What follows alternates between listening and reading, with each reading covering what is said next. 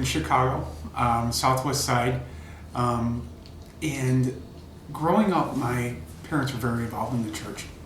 And I remember the parish priest coming up to me one day and saying, "Hey, ever thought about being a priest?"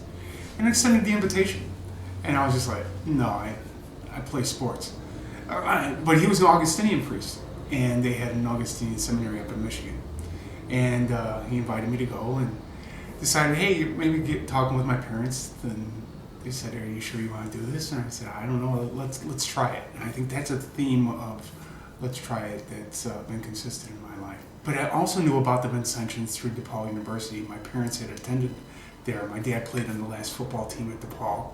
And we used to have these priests come over during the holidays sometimes. They were known as Father John and Father Bob, and I didn't realize it was Father John Richardson and Father Bob Cordelo, who were the presidents of the university. I just knew them as, and they used to say, "Hey, you ever thought about being a Vincentian priest?" So again, the invitation was there. And then I decided to go to St. Vincent's in Lamont. Then they said, think about going on novitiate? I said, okay, let's try this. And our novitiate was in New Orleans. And in New Orleans, we lived in the St. Thomas Projects. And Father Dan Kearns and Father Barry Murardi were our directors. And I think that was a turning point for me because it was in the midst of the poor. And I understood what following Christ evangelizing the poor meant. And to and be in the midst of the poor, but also encounter them. And sometimes I always tell people, Jesus wears a mask every now and then because you can't always recognize him. But Christ is there in the poor.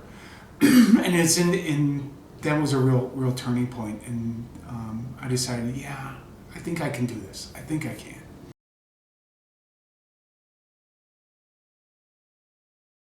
And it's the little things, getting to know the people.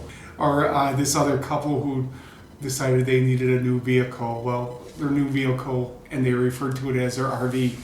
It was a U-Haul truck with no back door on it, and they had a couch back there, and they referred to this is our living room and our bedroom. So they gave me a tour of their vehicle, and decided they were going to go, as he said, touring around. And that was driving around the parking lot, waving at everybody in their U-Haul RV. So it's stuff like that. It's just having that the people would have the nicety to just invite me and to share in those experiences.